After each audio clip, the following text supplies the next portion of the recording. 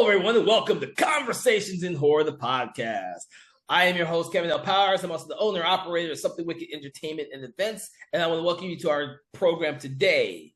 I want to you know what? Actually, I hope that you've been enjoying this month of December and all the great Christmas movies that we have been delving into, because what I have for you today is actually something that it could be a Christmas movie. It could not be. We actually don't know because it just takes place in a winter setting in the mountains. In some places in the world, it's snow in the mountains all the time. So with that, I'm actually going to tell you the name of the movie we're going to do first before I bring in my guest. We're going to be doing the original Cold Prey from 2006. It's a favorite of ours here at the show. We're finally able to get to doing an episode based on it. And to talk with me on this film is the amazing Nate Hill. I want to thank you, Nate, for joining us again for the show.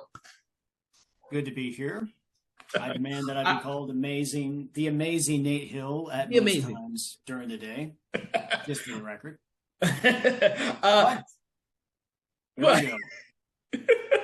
So, first of all, this was a Norwegian, right? I almost forgot what this is from. Yes, it is. Yeah, Norwegian. So this is a Norwegian film, and the thing is, I'm hoping a lot of people have heard about it, but if you've not heard about this film, I hope that after we talk about it, you will actually go out there and seek it out. It was a really, really popular film when it came out, so much so that it had 2 sequels afterwards. So with that, let's start off, Nate. Kind of give me your impressions of this film when you first saw it. How did you come across this movie?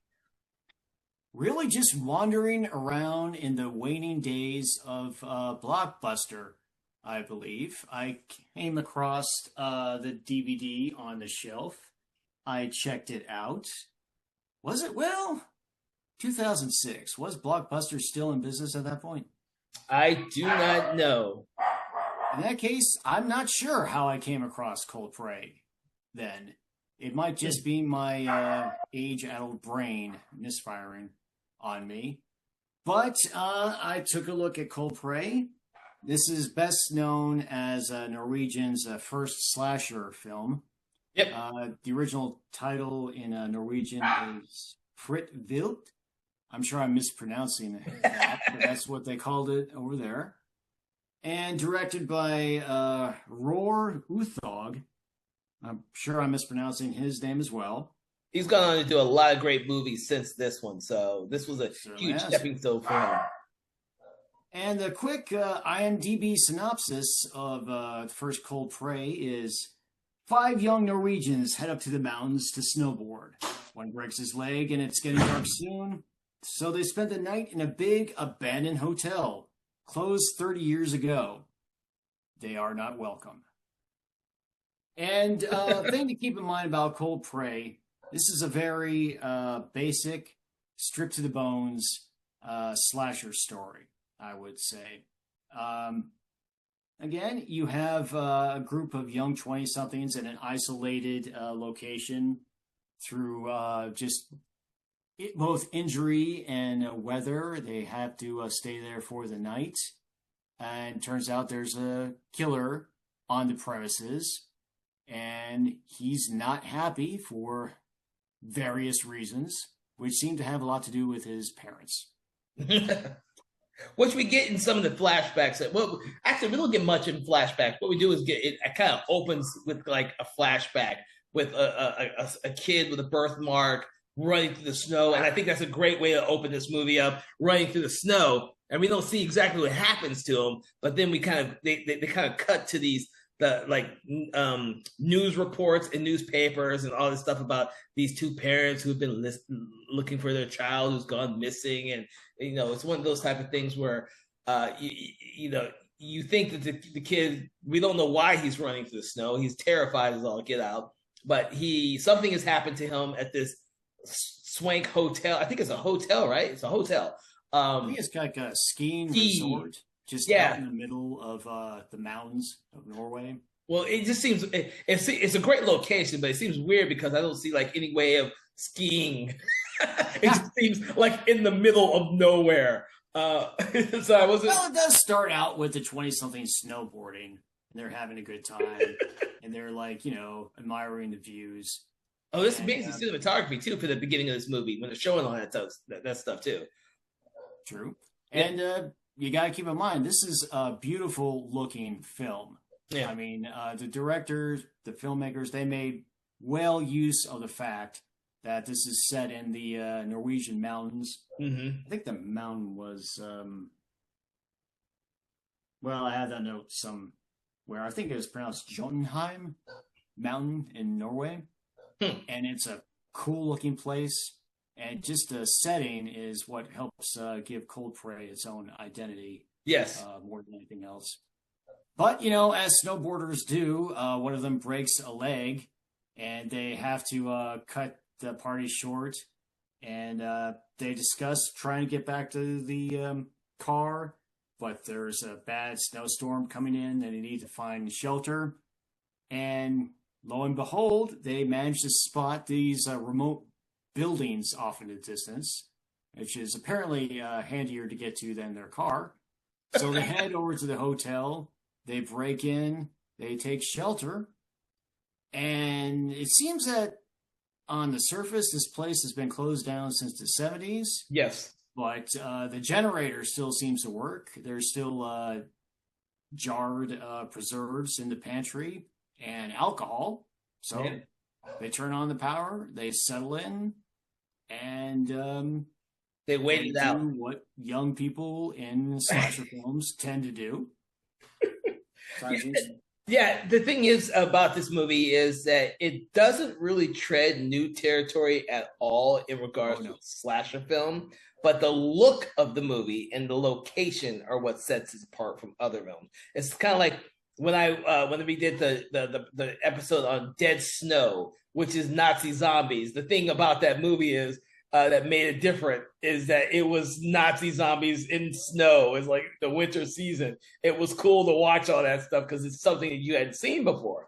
It goes the same with this one. Quick aside, you got to figure that cold weather would be better for zombies anyway. You know, I mean, they slow down the decomposition that must be happening at some point.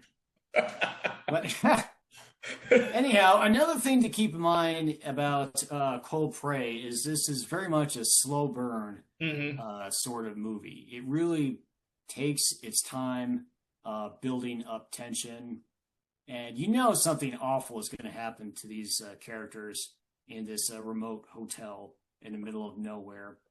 But you know they keep as they go through the hotel, they keep finding items and things that seem kind of weird and odd, a little more And out of ominous. place.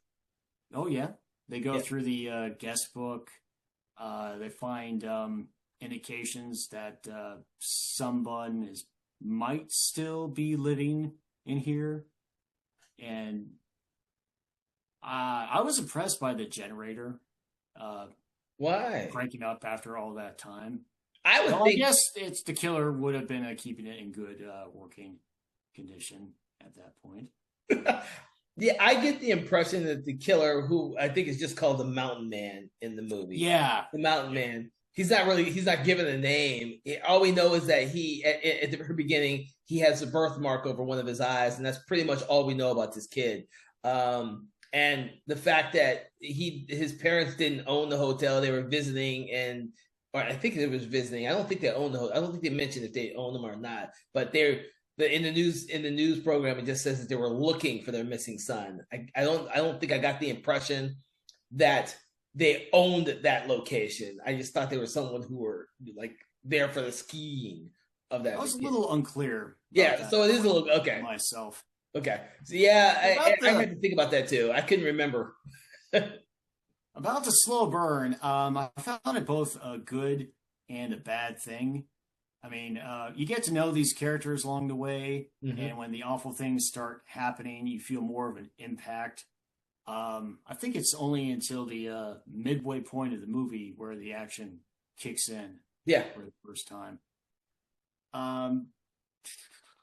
Yeah, I believe the first kill scene was after one of the female characters wasn't comfortable with going too far with her significant other in the hotel.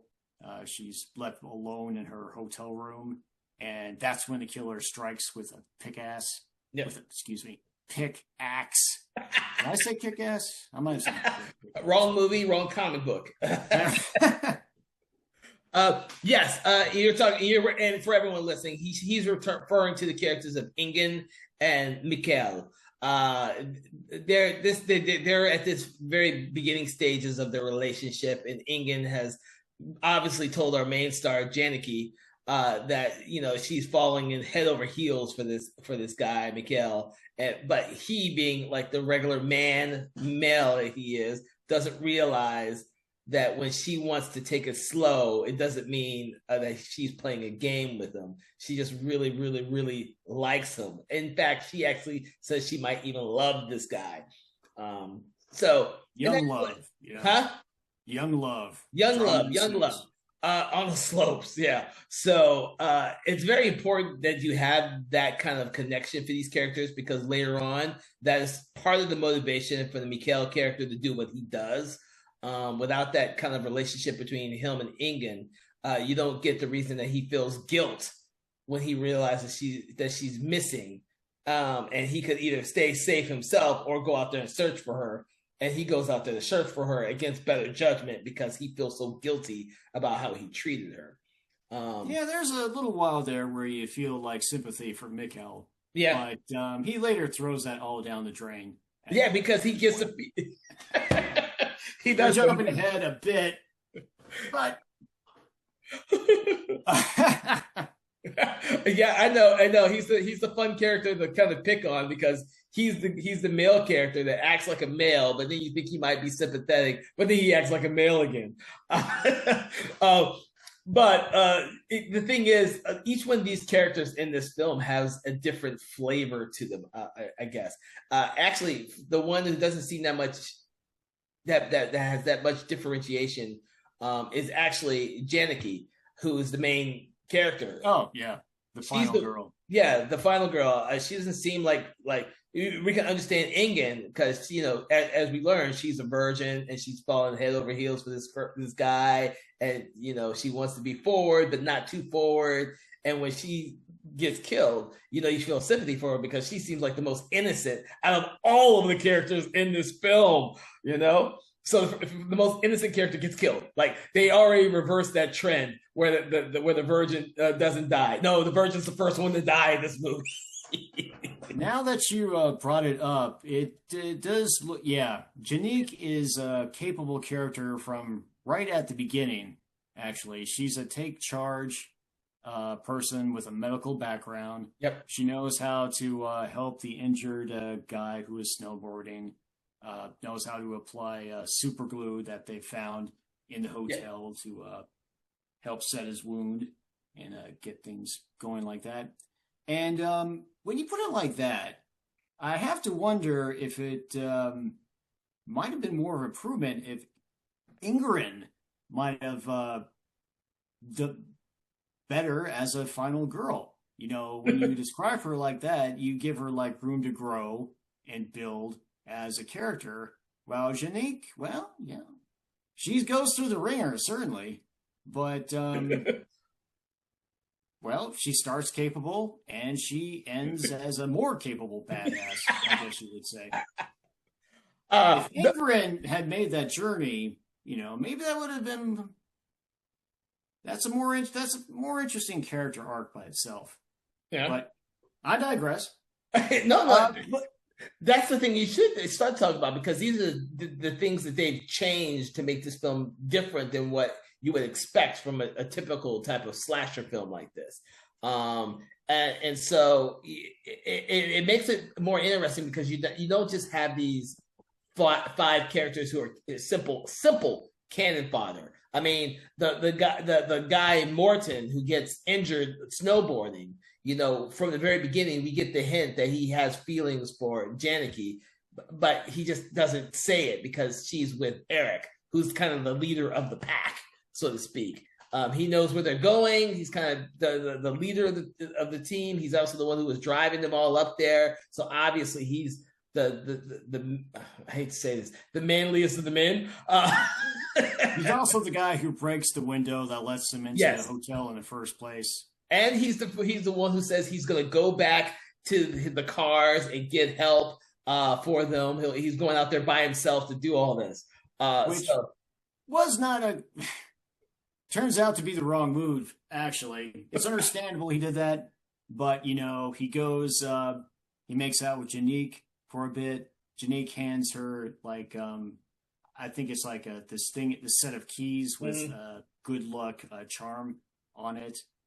And he doesn't get far from the hotel before he comes across Ingrid's body lying in the snow. Mm-hmm. And, he's about to turn to go back to the hotel when, wham, the mountain man shows up, swings the blunt side of a pickaxe. And it looks like for a moment there that Eric is done for. Oh, was it Eric? Did you say? Eric. Pardon me. It looks like he's done there, but he's going to show up again later in the film. Yep. About these kill scenes, though, one thing that kind of bothered me about the slow burn, the pacing and all that, and that's not necessarily a bad thing, but I think in a slasher movie like this, if you're going to draw things out like that, you should have more interesting kill scenes. I mean, Ingrid's kill scene, there was certainly a lot of blood. I mean, they took a couple gallons of blood up the mountain when they were shooting this thing, and had him handy in the hotel. But I think I kind of felt like it was a little underwhelming in that aspect. If they had put, it might have been a budget thing. Maybe they just didn't have the cash to make more practical effects for the gore and the blood, or have it handy. But I just got the feeling that maybe a pickaxe through his skull could have helped things a bit.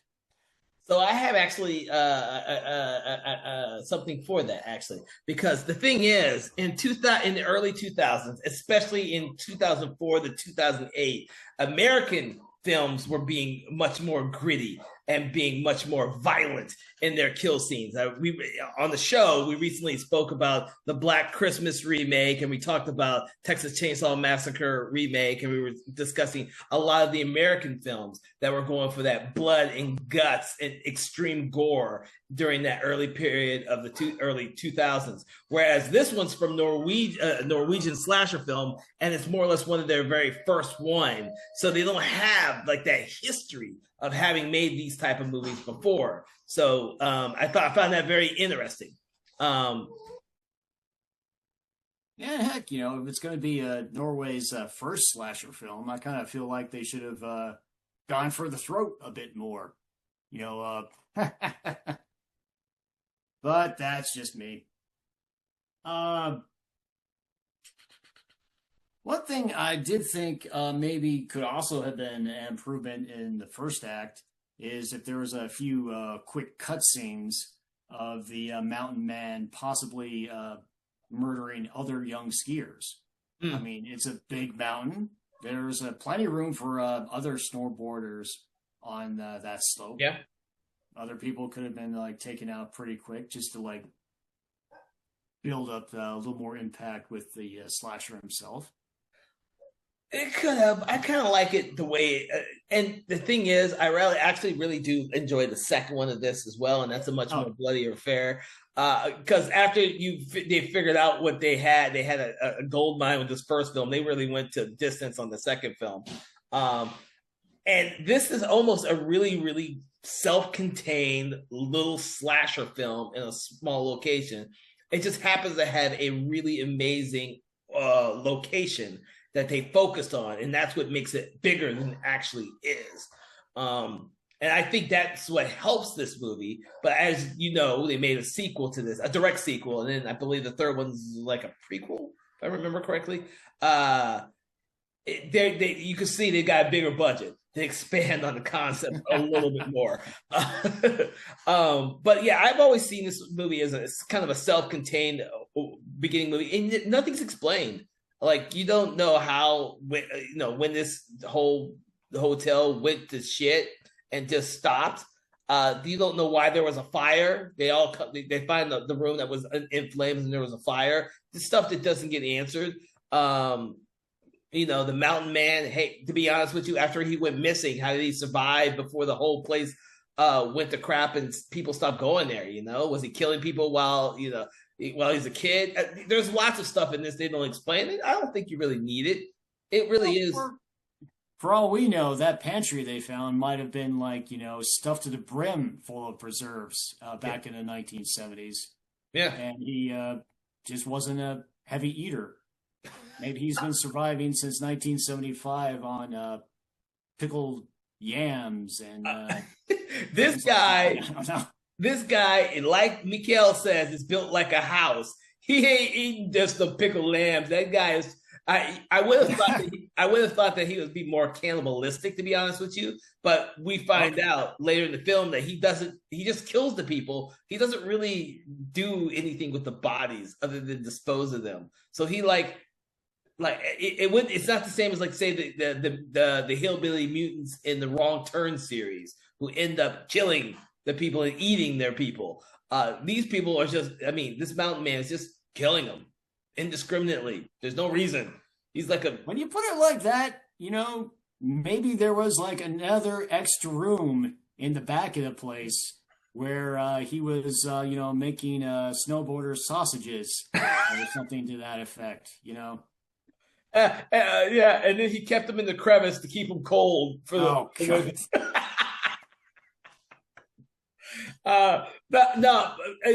We talk about this. I mean, there's a lot of things that I really love about this movie because I own all three of them, and I've watched this first one several times. I have not watched the third one more than once. So when we get around to doing that one, I'll have to rewatch that one. That one was much harder to come by. But the first two of these films are simply amazing. I think this film gets the whole self-contained location right. It made me feel like watching the Sam Raimi's Evil Dead movie where they're all stuck in the cabin, the very first one. I had a feeling like that, and I really enjoy those type of films that are really self-contained and just you're experiencing it with the characters, and you don't need all that extra fucking exposition in a film like this. You're right. It is a slow burn, but when this movie amps up, it does amp up. And I like the actress who plays Janicki, which is I'm going to try and say her name, which is Ingrid Bosso Verdal. I probably fucked that up. I mean, but I really like that actress and what she brought to the character. Now, I would have thought, like you said, that Ingen, who was the virgin, would be more like the final girl, but this final girl is still great. Oh, yeah. And after Cold Prey, she went on to have a substantial career. Yeah. She was in Chernobyl Diaries, Hansel and Gretel Witch Hunters, a Hercules movie from 2014, which I'm not familiar with. Unless that's the one with The Rock. Was it? I don't know. There was a Hercules movie with The Rock, and then there was another Hercules movie that did not have The Rock. I don't know which one that is. They came out within the same year. There was two Hercules movies that came out within the same year. How close was it to the Scorpion King? Oh, it was years after the Scorpion King. Oh. Yeah. Well, and it turns out that actress also played a character named Armistice on the HBO series Westworld that was going. Didn't know that. Okay. It's been a while since I've seen it. I don't recall which one was Armistice offhand. But apparently she was in there doing her thing. Okay. Back to the single location, though. When the action kicks in, things get going. It's great. I was getting a little bit tired of them running through the same rooms over and over again. I think we saw the pantry a little bit too much, the kitchen a little bit too much, which is probably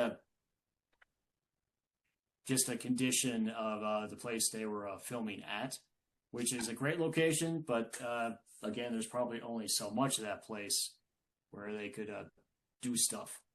I am under the same impression as you are with that. I do think they use the same locations a lot, but I also think that this was probably shot on location and they only picked a handful of locations to shoot at. It looks like it would have been a huge location to be at, but they purposely kept it self-contained for probably production reasons. They may not have had like power in the entire location. They may have had power in a small amount. I only know this because I've shot in several locations where we had to bring our own power in, and we decided not to try and run cables from a generator outside all the way over up on 3 different floors. We stayed strictly to the first floor of this supposedly haunted hospital that I did a film in, and like great locations everywhere else on the second and third floor, but we didn't running the power cables for all that type of stuff. We were a small independent film crew. We were trying to do what we could. We weren't expecting to have to do all that. We stayed to the first floor. We filmed everything on the first floor, and that's what we got. I kind of see that as something that may have happened on this. I actually don't know much about the production of this movie at all, despite the fact I've seen the first 2 several times. I don't know much about this one. In fact, I don't know much about Norwegian film industry, horror film industry. I'm just learning that, especially because the director of this one went off to do the Troll movie that was distributed by Netflix. I can't remember the year of that Troll movie, but I love that Troll movie he did. So I don't know much about Norwegian. I'm slowly learning about their film industry and their horror film industry. So. And about the equipment thing, I understand they had to fly everything up to that place in helicopters. According to Wikipedia, it was 20 tons worth of equipment they had to bring up that mountain, shooting in negative 25 degrees Celsius. And took 2 years to make this thing, and another 9 months for the editing and the special effects to get done. So this was a labor. Yeah. A definite labor to do for everyone. Wow. And of course, the second and third one just kind of came straight out after this movie was a success. I think when you kind of bare bones and make a story that's visceral as this one, and makes the characters at least seem, empathetic or like normal people, I think they're much more effective overall. I mean, we never know anything about the killer. I mean, he really would be the Norwegian version of a Jason Voorhees, to be honest with you. Especially by the time they do the sequel to this, where he's like, he should be dead. I did like the fact that things are kept vague about the killer.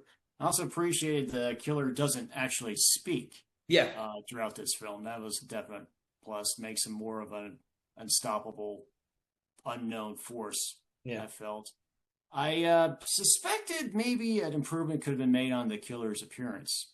Really? I like his appearance. Well, he's wearing, old winter wear gear and goggles, an old parka that's all aged and turned the same shade of gray. I couldn't help suspect, I don't know, maybe there would have been a way to make more of an impact. I mean, he's a gray guy against white snow. Uh-huh. It's a little mundane. Maybe it had more blood splatter, old black blood splatter on his parka to show up against the snow. Oh. That might have been something, but well, it's a very small matter. And no, not really. I think you're right. I mean, when I rewatched this, I was still watching my DVD version of this, even though I have a Blu-ray copy of this film, and I did not watch that. I'm sad to say, because they redid the movie with my DVD box set. My Blu-ray box set has all 3 of them, and I watched the second and third one on that set, and they were pristine. I did not watch the first one. I don't know why I have not rewatched the first one, because on my DVD, the colors are muted, and I would like to rewatch it to see if the colors are muted in the Blu-ray version, which I believe was an upgrade of the film, or however they shot this. But yeah, with my original DVD version, I'm not sure which version you saw, the colors were very muted. So the whites look beautiful. The whites look beautiful on the DVD, but I can understand you saying all the grays and stuff, because they did look very gray and muted on my DVD version, which I'm hoping that they don't look that way on the Blu-ray version. And that's not the intention of what the filmmakers want. All that stuff to look very gray and muted. And I'm hoping that it pops in the Blu-ray, so I have to rewatch it again because of that only. And I just thought about that because you made comment on it. Well, I probably should mention that I watched the standard def format. I didn't see a 4K version or an ultra high def translation of the film. So, maybe it's a different matter with a higher quality of a picture. Yeah, I don't know. I haven't watched my Blu-ray version. I bought the Blu-ray version, the box set when I finally was able to get the third film. It's the only way I could have found the third film. Third film was so freaking hard for me to find, and the only way I got it was through the box set. I rebought all of them just so I can see the third movie. Wow, was it worth it? No, the third one I didn't care for. That's why I need to rewatch it. I need to rewatch it.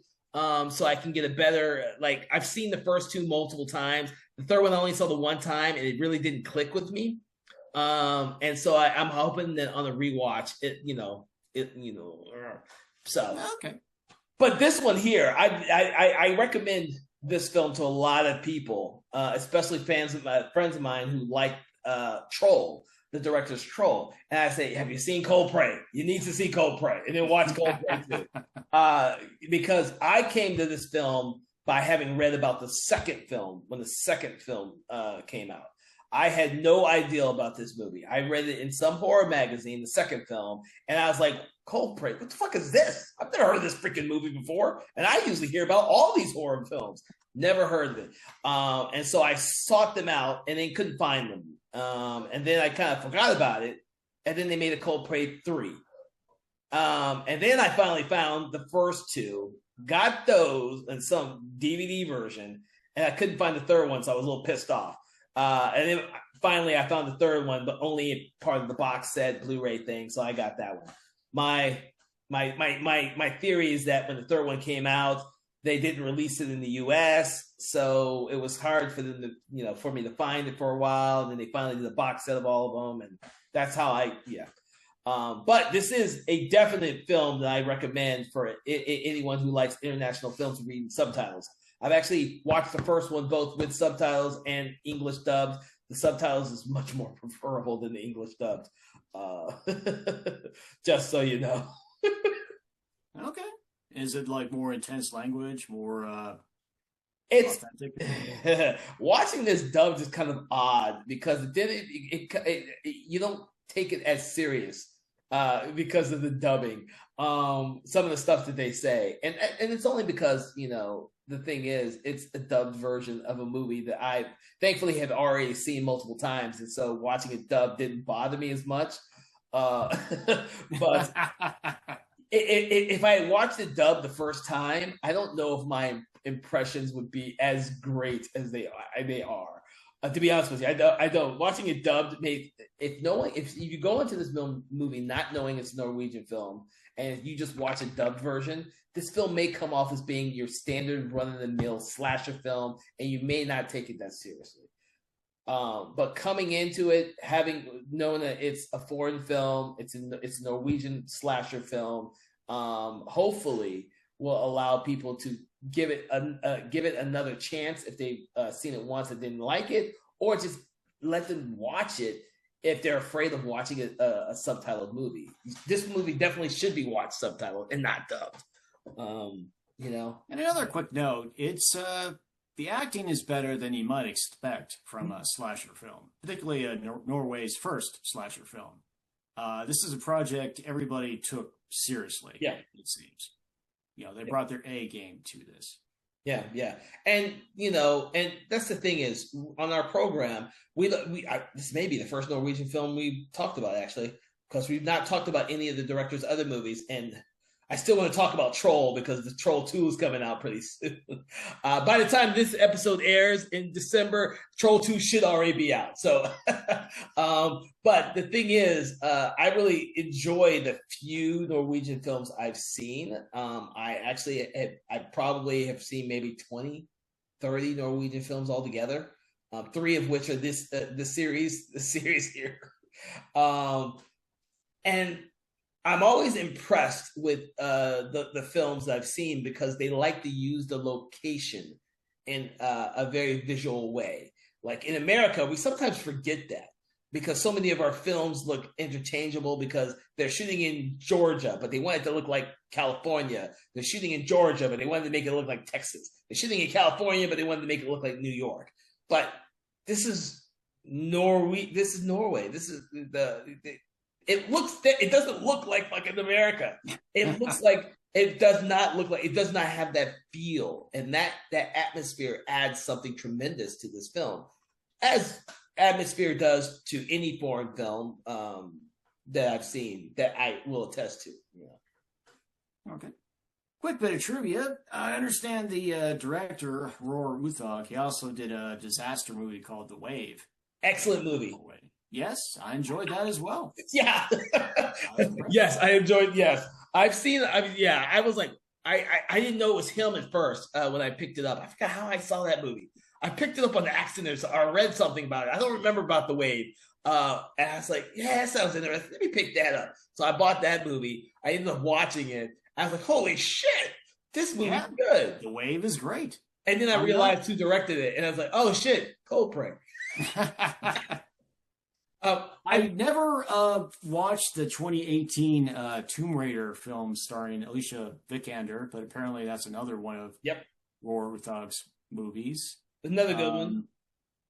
I understand it didn't do too well. It didn't do well, so they didn't do a sequel, which is sad. I really enjoyed that one. That one felt like it should have been, unlike the two previous ones. That one felt like that's a Tomb Raider film. I would have loved to have seen how they did a sequel with that because they set it up to be the first film of a whole like series of films. So it's sad that they won't get to see that. So, but Tomb Raiders. Apparently, we're getting a Tomb Raider series from that actress from Game of Thrones, Sophie Thatcher, I believe her name is. Yeah, it's okay. I'll just stick with the animated show that's on Netflix right now to get my Tomb Raider kicks. Another great, but. Yeah. Keep going. I think that might be it as far as my notes are concerned. Oh, okay.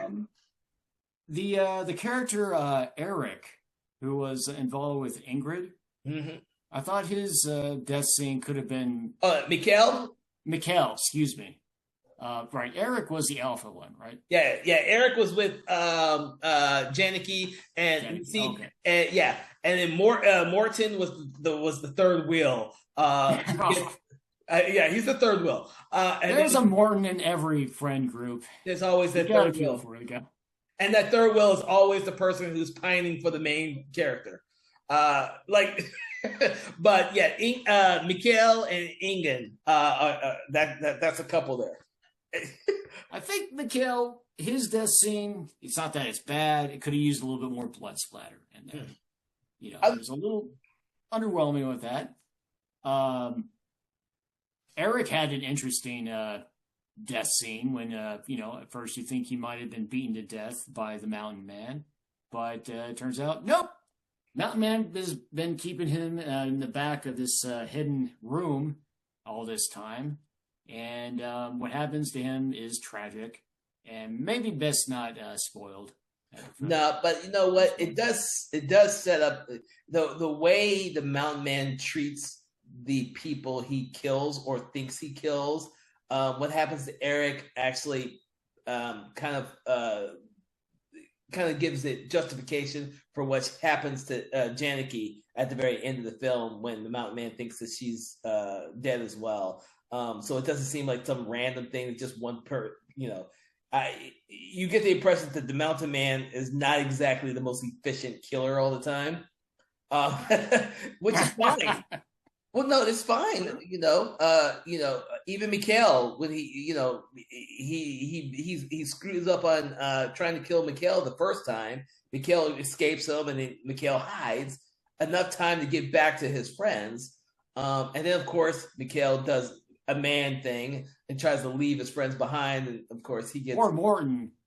Mikhail was like, you know what? That guy's injured anyway. He's not going to make it. He's not going to make it. Unique, we can. Tries to. But Yeah. And when Janique says no, that's when Mikhail goes off on his own, meets the mountain man out in that shed. Mm-hmm. And as I say, things do not go well for No. Not so much for him. And the final climax, the final confrontation between Janique and the mountain man, it's a straightforward scene, and Janique pulls it off through some last-minute assistance from Morton, who was smart enough to leave a box cutter on his body at the right time. And it was a well-done final confrontation between Janique and the mountain. Yes. I do believe that it was a really well-done ending as well, because for the most part, what you see is everything being self-contained inside the little hotel, the ski resort hotel, whatever we're going to call it. And then all of a sudden, after he thinks he's killed Janicki, we're seeing him drag these bodies across a new patch of snow. And it's a beautiful shot. It's just dragging those bodies. And then he comes up to this crevice. And I was like, dude, this is how you end the fucking movie. This is a cool fucking ending. And it doesn't really matter what happens after that. It's the way they filmed it and the location. It looks fucking amazing. And it ends on such a great visual cue that you can't help it. I usually get disappointed at the end of a lot of these films, especially slasher films. But with this one, I really love the way it ended, visually speaking. I thought it was a strong ending. After what happens to the mountain man at the end, I was I give him credit for being able to come back in the sequel. I mean, there aren't many who would survive that particular moment. Yeah. Put it that way. So, I mean, by all rights, he should be like mush on ice. But that's because he wasn't eating just preserved foods. He was eating. Yeah, right. Okay. He's built like a house. Remember, he's been eating the flesh of his kills. That everyone, we don't know if he's eating the flesh of his kills. He don't actually show any of that stuff. He's so insane from decades of cannibalism. His brain is so addled. He somehow relaxes his body just enough. Yeah. Between that and his parka, he's able to survive the situation. Yeah. Back for the sequel. Which we will save for another episode. As we will the third film, which will give me a chance to kind of rewatch it and kind of reevaluate it. So with that, I want to thank you, Nate, for discussing this film, Cold Prey, with me from 2006. For everyone listening to our program, what we love to do on the show is we like to rate the movie between 1 and 5 stars, 1 being poor, 5 being amazing. Nate, where on that spectrum do you put this film? Oh, where did I write that down? Let me check my notes. Now, it's a movie. It's a movie that's worth seeking out, and it is worth watching. I had a little more issues with it than Kevin here did. I think the slow burn did hurt it in some ways. So I'm going to give this 3.5 out of 5 cold, dead snowboarders falling into a ravine. Or a crevice, or however you would call that. Crevice. Crevasse. Maybe that's how it's pronounced in Norway, huh? That's funny. I'm going to give it 4 deadly pickaxes into a skull. So the thing is, I've always enjoyed this first film, and now I love the second one. I think the second one's a much more realized film, in my opinion. Oh, absolutely. But they did up their game. They upped their game in the second film. In fact, you could consider Cold Prey 1 just one long prologue into Cold Prey 2. Oh, that's a good point. That is a very good point. Yes, you definitely could. I never thought of it that way. You definitely could. And so that will make when we talk about Cold Prey 2 even more enticing for everyone out there. Which I do hope that you guys could find these 3 films. I'm pretty sure. I think Cold Prey 2 is pretty much everywhere. Cold Parade 3, like I said, was hard for me to originally find 5 years ago. I can't remember now because COVID throws everything off. But it was hard for me to find when it was originally released. And so, like I said, I bought the box set of all three of them so I can watch them all. So, with that, though, I hope that you've enjoyed this program. I hope that you will definitely seek out the movie Cold Prey if you've never seen it before. If you have seen it, please, I hope that you take another look at it if you didn't enjoy it the first time. And please make sure to watch the subtitle version. You will enjoy the film so much more in this original language that way. So with that, I want to thank you all again. And please check out our other podcast, Conversations in Hammer Studio Horrors, which is every first and third Friday of the month. That podcast, we talk about nothing but Hammer Studio films. You will enjoy it if you love classic horror films. Trust me on that one. And then come back to our other podcast, which is on our Patreon page. It's exclusive, which is Conversations in 4Color, which delves deep into comic books, manga, and graphic novels. You have to be a subscriber or follower to listen to that one. But if you enjoy comic books, manga, and graphic novels, you'll enjoy what we talk about there. From all of us here at Something Wicked Entertainment, we hope to see you on our next program and have a pleasant day. Conversations in Horror is a Broken Lighthouse Pictures production, written, produced, and directed by Kevin L. Powers, executive producer Kelly A. Inoka. All contents and material from this episode of Conversations in Horror is copyright 2025 Broken Lighthouse Pictures.